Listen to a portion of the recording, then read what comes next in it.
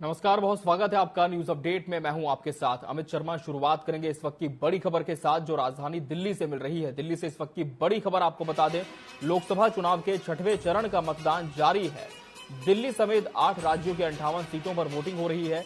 उपराष्ट्रपति जगदीप धनखड़ ने मतदान किया है और कहा है कि मताधिकार दायित्व भी है और ताकत भी। देश के उपराष्ट्रपति जगदीप धनखड़ ने पोलिंग बूथ पहुंचकर अपने मताधिकार का उपयोग किया और कहा कि मतदान दायित्व भी है, हमारा मतदान जो है वो दायित्व भी है और ताकत भी है।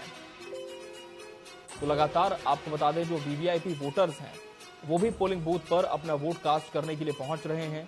और इसी कड़ी में आपको बता दें, उपराष्ट्रपति जगदीप धनखड़ ने मतदान किया है और कहा है कि मताधिकार दायित्व भी है और ताकत भी है।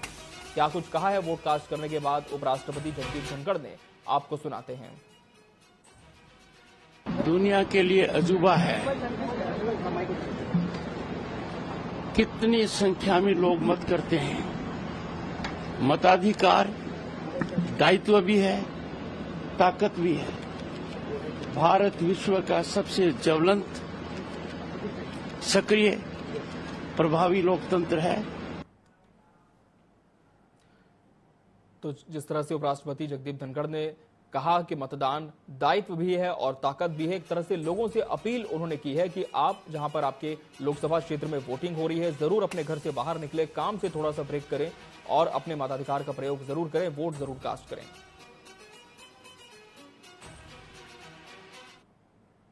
और इस बीच जौनपुर से एक बड़ी खबर आप तक पहुंचा दें। जौनपुर से इस वक्त एक बड़ी खबर मिल रही है। लोकसभा चुनाव के 6वें चरण का मतदान जारी है।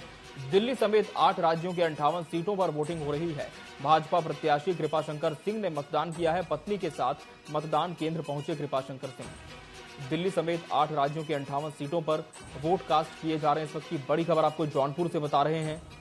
लगातार जो वीआईपी वोटर्स हैं वो वोट कास्ट करने पहुंच रहे हैं। भाजपा प्रत्याशी हैं कृपाशंकर सिंह, जिन्होंने मतदान किया है।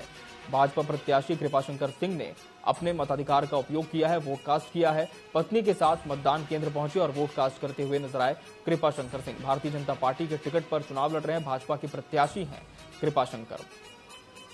लोकसभा चुनाव के लिए आपको बता दें, उत्तर प्रदेश की 14 सीटों पर आज वोटिंग हो रही है। जौनपुर से ये बड़ी खबर आपको बता रहे हैं, जहां लोकसभा चुनाव के 6वें चरण का मतदान जारी है। सुबह से वोटिंग की प्रक्रिया शुरू हुई है, शाम 6 बजे तक मतदान जारी रहेगा।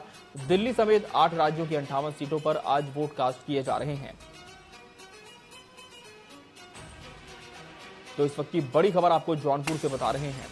भाजपा प्रत्याशी कृपाशंकर सिंह ने मतदान किया है।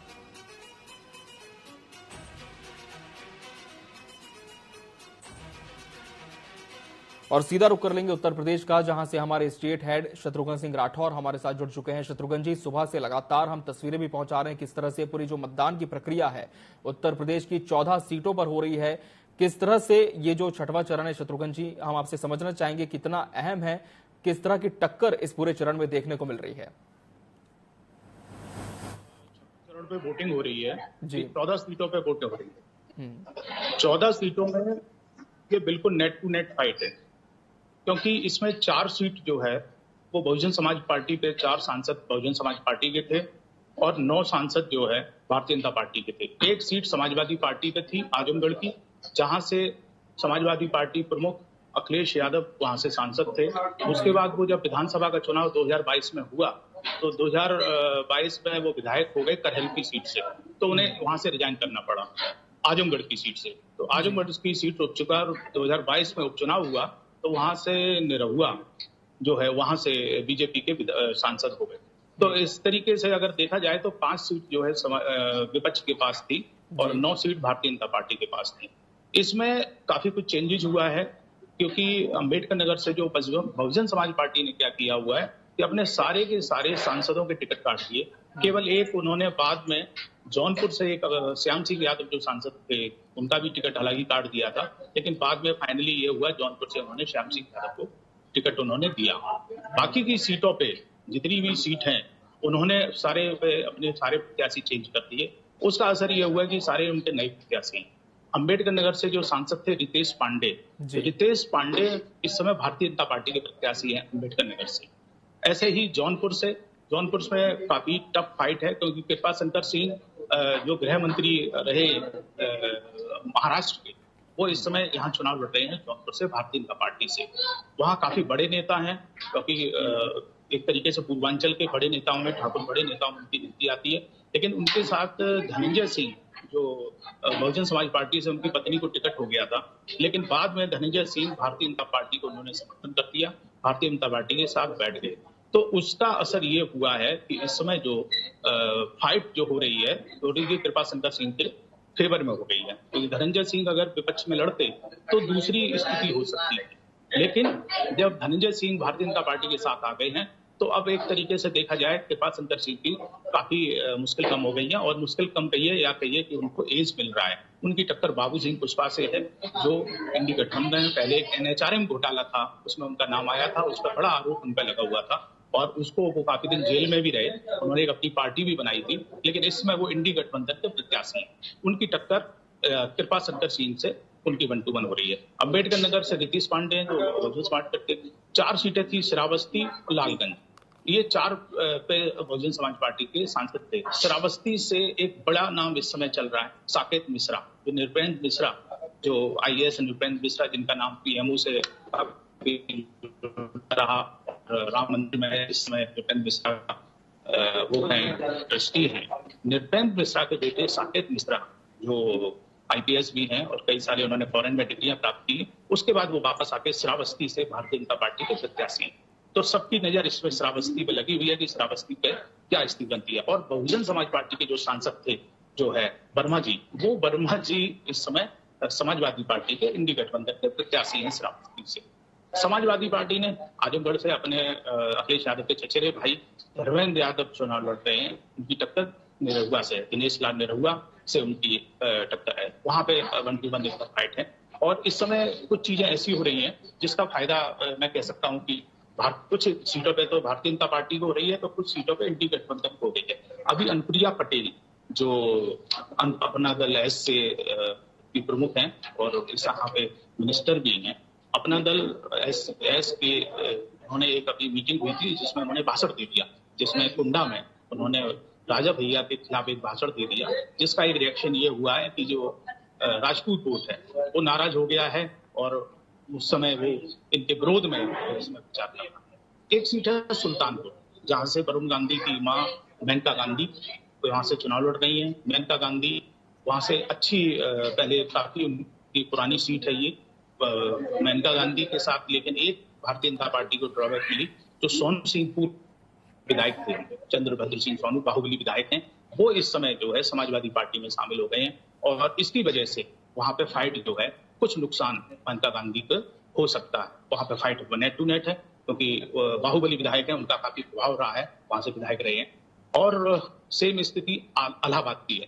इलाहाबाद में केसरीनाथ त्रिपाठी के बेटे, जो केसरीनाथ त्रिपाठी मिनिस्टर भी रहे, केसरीनाथ त्रिपाठी वो राज्यपाल रहे भारतीय जनता पार्टी, उनके बेटे वहां से इलाहाबाद से चुनाव लड़ रहे हैं और उनको में नहीं जब सक्रिय रहे, जब तक केसरीनाथ त्रिपाठी उनका अटैचमेंट है, लेकिन केसरीनाथ त्रिपाठी एक बड़े नाम रहे उत्तर प्रदेश की राजनीति में, तो जब राज्यपाल हुए थे, अब खत्म हो गए, उनके बेटे इसमें चुनाव लड़ रहे हैं इलाहाबाद से। वहीं पे समाजवादी पार्टी से रेवती रमन सिंह एक बड़े नेता हुआ करते थे, उनके रेवती रमन सिंह के बेटे उज्जवल रमन सिंह, जो पहले मिनिस्टर भी रहे हैं समाजवादी सरकार में, वो चुनाव लड़ रहे हैं। तो वहां पे भी इलाहाबाद में 1-1 फाइट है, बहुत जबरदस्त फाइट वहां से लड़ रही है। दूसरा सेम एक सीट डुमरियागंज पे जगदम्बिका पाल वहां से चुनाव लड़ रहे हैं, उनकी भी फाइट वहां पे अच्छी फाइट देखने को मिल रही है। और एक भदोई सीट है जो तृणमूल कांग्रेस को, भदोई सीट जो है अखिलेश यादव ने गिफ्ट में दी है कह सकते हैं, क्योंकि ममता बनर्जी को अपना पार्टी को शायद राष्ट्रीय पार्टी बनानी है। एक भदोई सीट वहां से तृणमूल कांग्रेस के प्रत्याशी इंडी गठबंधन की तरफ से लड़ रहे हैं। तो ऐसे करके सारी सीटों पे इस समय ये कह सकते हैं ये वो फेज है जहां पे इंडी गठबंधन और भारतीय जनता पार्टी का पलड़ा बिल्कुल बराबर है, या ये कह सकते हैं कि बिल्कुल नेट टू नेट फाइट है। और हो सकता है कि इसमें इंडी गठबंधन इसमें मोर्चा मार लेते हैं, क्योंकि काफी कुछ जो स्टेटमेंट दिए गए हैं, काफी कुछ सेंध लगाने की कोशिश की है इंडी गठबंधन में। तो ऐसा लगता है कि काफी खबरें आ रही है कि काफी वोटों में उन्होंने सेंध लगाई है। लेकिन अब माननीय नरेंद्र मोदी जी जो रैलियां कर रहे हैं या योगी आदित्यनाथ जो रैलियां कर रहे हैं, वो कितना वोट खींच पाएंगे अपनी तरफ, वो कितना वोट नया उन्होंने 2019 से बना लिया है, वो ये दिखाई देगा कि कौन जीतेगा। कौन इसका पता चलेगा कि कौन जीते। इतना मोदी नया वोटर जो इसको कह सकते हैं, जो राशन वाला है, जो छोटे तबके का है, जिसको लॉ एंड ऑर्डर की चाहिए। और इस समय टेम्परेचर यहाँ पे उत्तर प्रदेश में इतना ज्यादा है कि लोग इस समय पोलिंग बूथ से बिल्कुल बाहर हो गए हैं। कोई अब आएंगे लोग तो वो 3 बजे के बाद कहीं जब थोड़ा सा मौसम ठंडा हो गया, 46 डिग्री टेम्परेचर में इस समय वोट हो रहा है। और बहुत पानी की व्यवस्था नहीं, बहुत लोग दूर से चल के आते हैं, क्योंकि यहाँ पे एक अपने यहाँ ये है कि जो वोटिंग होती है उत्तर प्रदेश में या कहीं भी, वो स्कूलों में होती है, या कोई सरकारी स्कूल हो तो स्कूल कहीं ना कहीं गांव से या तो दूर होता है या बिल्कुल ऐसा तो घर के पास होता नहीं है, तो लोगों को चल के आना पड़ता है। और इस टेम्परेचर में वहां चल के आना एक अपने आप में बड़ा चुनाव आयोग के लिए एक बहुत बड़ा चैलेंज है कि कैसे वो परसेंटेज लेके निकाल के आ पाएंगे। क्योंकि इस समय चर्चा इस समय सुप्रीम कोर्ट तक पहुंच गई है कि हमें कहीं ना कहीं परसेंटेज, इतने कम परसेंटेज पे वोटिंग कैसे हो रही है, इसको परसेंटेज बढ़ाना चाहिए। जी शत्रुघ्न जी, कम परसेंटेज वोटिंग को लेकर तो चर्चा हो रही है, लेकिन हम आपसे ये भी जानना चाहेंगे कि इस पूरे चरण का जो प्रचार रहा वो उत्तर प्रदेश में कैसा रहा, किस तरह के आरोप प्रत्यारोप इस पूरे 6वें चरण को देखने को मिले, और क्या इस बार जो बुनियादी मुद्दे थे वो आरोप प्रत्यारोपों के बीच गौण हो गए या फिर उनकी गूंज भी यहाँ पर सुनाई दी है? देखिए, बुनियादी मुद्दे तो ये एक तरीके से जो नेशनल मुद्दों पे चुनाव लड़ा जा रहा है, और मोदी जी ने जिस एग्रेशन के साथ इस समय नेशनल मुद्दे बना के, और उन्होंने जिस एग्रेशन के साथ चुनाव प्रचार कर रहे हैं मोदी जी, अभी उन्होंने ये है कि हमारा जो रिजर्वेशन है, एक जो मुसलमानों को रिजर्वेशन दिया जाना है, इस पे उन्होंने हर रैली में वो एक कसम खाते हैं कि हम SC, ST, OBC का रिजर्वेशन मुसलमानों को नहीं देने देंगे। ये वो हर रैली में इस समय यही मुद्दा चल रहा है कि हम मुसलमानों को एक्स्ट्रा जो 4% का कर्नाटक में मिला है या और जगह मिला है वो हम नहीं देंगे। लेकिन इसी के साथ एक समाजवादी पार्टी के पूर्व सांसद हैं हसन, TS हसन जो है, उनको टिकट इस बार नहीं मिली, मुरादाबाद से मिली थी, कट गई। अगर इंडी गठबंधन 4% मुसलमानों को रिजर्वेशन मिलेगा तो कहीं ना कहीं मोदी जी जो बार बार मंचों पे बोल रहे हैं उसको समाजवादी पार्टी की तरफ से मूक सहमति मिली है, क्योंकि किसी ने खंडन नहीं किया। मोदी जी ने उस दिन चैलेंज भी किया था, अमित शाह ने एक दिन चैलेंज किया था, ये लोग लिख के दें कि वो ऐसा नहीं करेंगे कि वो मुसलमानों को रिजर्वेशन SC, ST, OBC के कोटे में से नहीं देंगे। लेकिन ये अब मुद्दा इस पे आ गया है क्योंकि इंडी गठबंधन ये बार बार कह रहा है, यहाँ पे बड़ा चर्चा कर दी है उन्होंने कि संविधान में चेंज करके ये रिजर्वेशन को खत्म कर देंगे। लेकिन मोदी जी ने वो चीज पकड़ ली, मोदी जी ने वो चीज मुसलमानों के लिए बता के ला दी, संविधान में संशोधन करके ये मुसलमानों को रिजर्वेशन देंगे SC, ST, OBC के कोटे से। तो जो मुद्दे हैं वो बेसिकली एक तरीके से कह सकते हैं कि वो कहीं ना कहीं हिंदू मुस्लिम पोलराइजेशन हो रहा है कहीं ना कहीं, और बेरोजगारी, भूखमरी का तो मैं ये कहूंगा कि मोदी जी का राशन है, वोट है, वो सारे साइलेंट हो रहे हैं, जिनको राशन मिल रहा है। ये एक लॉ एंड ऑर्डर की बात करें तो एक law and order Uttar Pradesh में एक बहुत अच्छी बात है। पूरा यदि 6वें चरण का चुनाव हो गया है, कभी कहीं किसी ने किसी को थप्पड़ नहीं मारा है। अभी तक कोई ऐसी घटना नहीं हुई है कि पोलिंग बूथ पे किसी ने किसी को थप्पड़ मार दिया हो। ये बहुत बड़ी सफलता चुनाव आयोग का, प्लस प्रशासन का, प्लस हमारे योगी आदित्यनाथ जी का लॉ एंड ऑर्डर का ये अच्छा कमाल। बाकी का मुद्दों का कहें, मुद्दे इसमें हिंदू मुस्लिम के ही चल रहे हैं, रिजर्वेशन का चल रहा है, और बार बार हमारे नरेंद्र मोदी जी बार बार ये लोगों को याद दिलाते हैं। वो कहते हैं कि क्या अगर हम नहीं होते तो क्या राम मंदिर हो पाता, हम नहीं होते तो क्या आप ये इतने पुल, फ्लाईओवर, हालांकि डेवलपमेंट उत्तर प्रदेश में बहुत हुआ है, योगी आदित्यनाथ का लॉ एंड ऑर्डर की वजह से सब लोग सेफ्टी सिक्योरिटी के लिए उनके साथ थे। लेकिन कहीं ना कहीं जाग कर चीजें आती हैं। अब ये देखना पड़ेगा कौन किसके वोटों में कितना सेंध लगा लेता है, उसके हिसाब से जो है रिजल्ट। इस समय मामला बिल्कुल net to net 1-to-1 fight है, और थोड़े से वोटों से ऐसा लगता है कि बहुत मार्जिन में। अब कोई अगर अंदर साइलेंट वेट चल रही है तो वो साइलेंट वोटर वो बताएगा वो कब खुलता है, क्योंकि वो बताएगा 4 तारीख को कि साइलेंट वोटर कब किसको कितना वोट देता है। बिल्कुल शत्रुघ्न जी, मतदाताओं की खामोशी है और ये चुप्पी फिलहाल किस तरह से नतीजों में तब्दील होगी, किस तरह के मुद्दे होंगे, ये 4 तारीख को स्पष्ट हो जाएगा। शत्रुघ्न जी, अब ये 6वें चरण का चुनाव है, इसके बाद मात्र 1 चरण का चुनाव होगा, तो क्या ऐसे में अब लगातार जो दल के प्रत्याशी हैं उनके साथ साथ जो स्टार प्रचारक हैं उनके दौरे की पूरी रूपरेखा आने वाले चरण के लिए तैयार हो चुकी है? अब किस तरह का माहौल आने वाले समय में हमें प्रदेश में देखने को मिल सकता है? इसमें स्थिति ये बनी हुई है, योगी जी दिन में एक ही लोकसभा के आसपास, एक ही लोकसभा में दो मीटिंग कर रहे हैं। आज योगी जी की बनारस में शाम को भी एक रैली है और एक योगी जी की वहीं पास में जो एक सीट पड़ती है चंदौली, और चंदौली में अभी उनकी एक रैली हो रही है। तो एक दिन में आस ही पास 4-5 करके योगी जी स्टार प्रचारक है, उन्होंने पूरा अपना बीड़ा उठा रखा है इधर से एनडीए गठबंधन को। और इस समय पूरे विपक्ष की आंख की किरकिरी माननीय योगी आदित्यनाथ मुख्यमंत्री उत्तर प्रदेश बने हुए हैं। सबको ये लग रहा है कि योगी जी ने माहौल बदल दिया है। योगी जी जिस तरीके से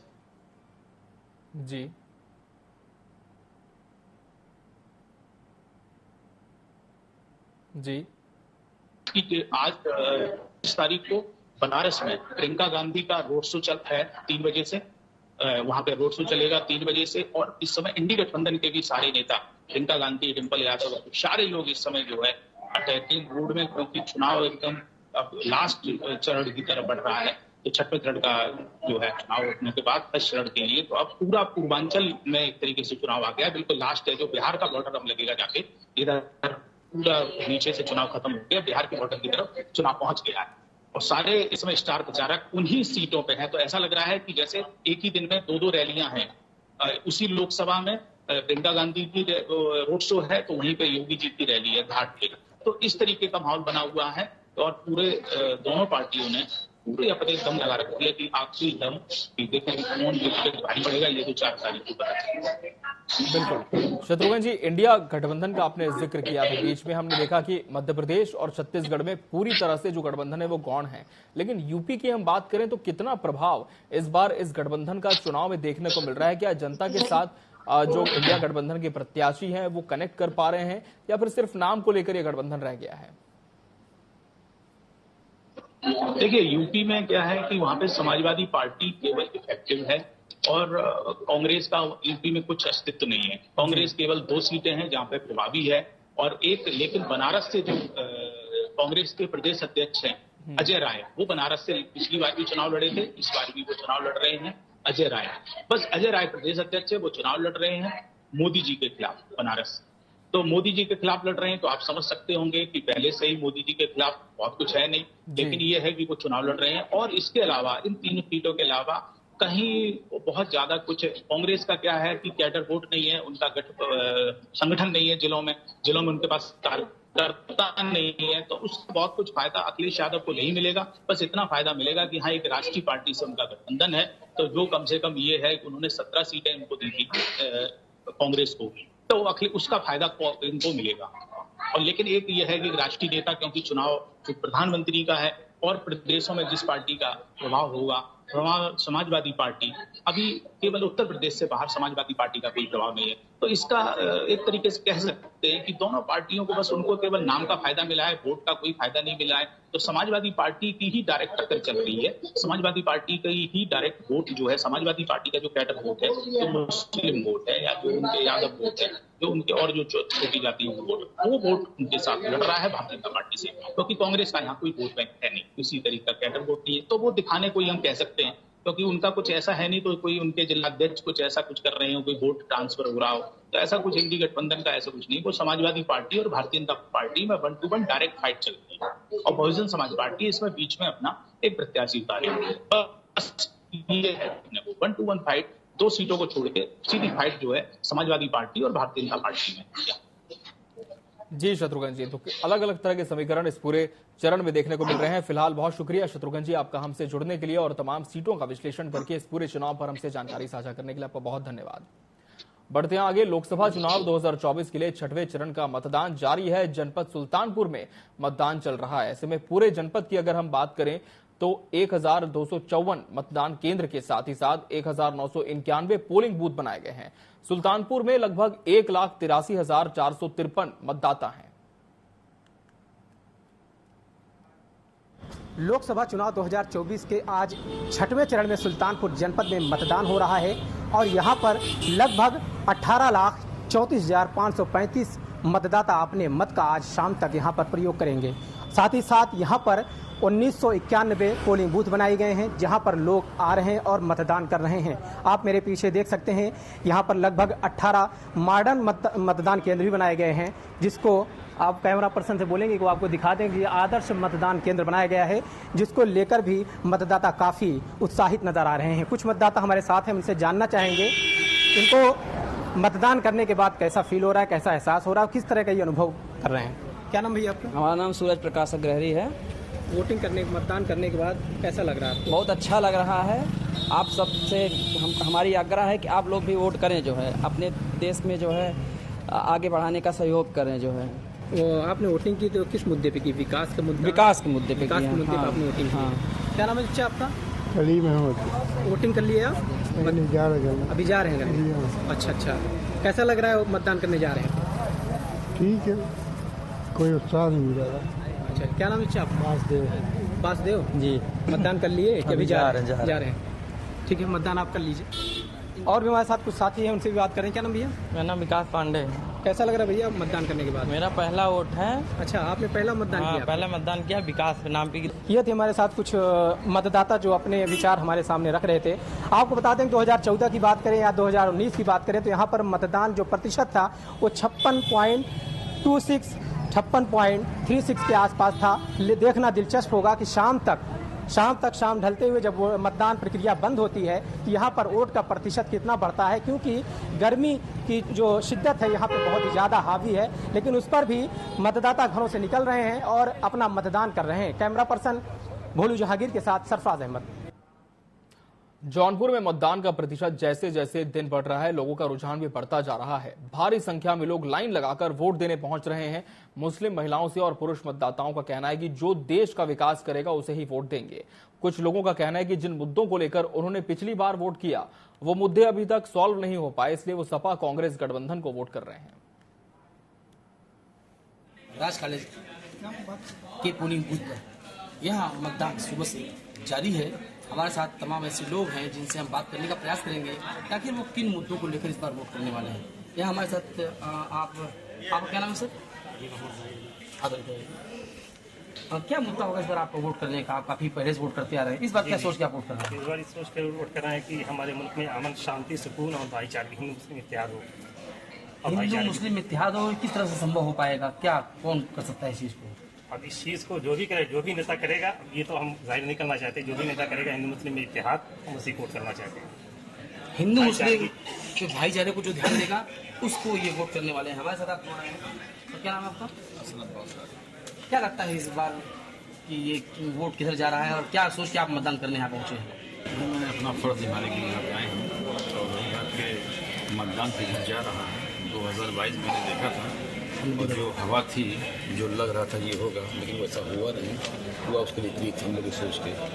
इस बार भी कुछ कहा नहीं सकता क्या होगा, लेकिन जो रुझान है पब्लिक का तो सीधा कांग्रेस की और सपा की तरफ है। लेकिन निर्णय 4 तारीख को आएगा कि होगा क्या है।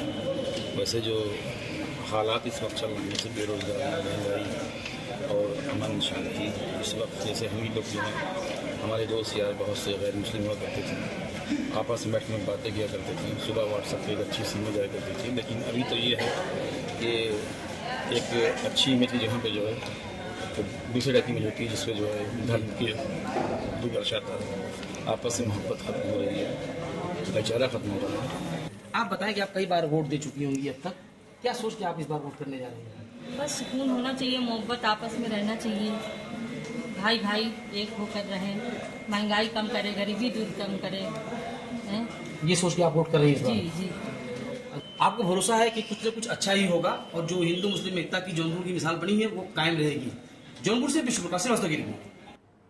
और इसी के साथ न्यूज अपडेट में फिलहाल इतना ही। मुझे और मेरी पूरी टीम को दीजिए इजाजत। नमस्कार।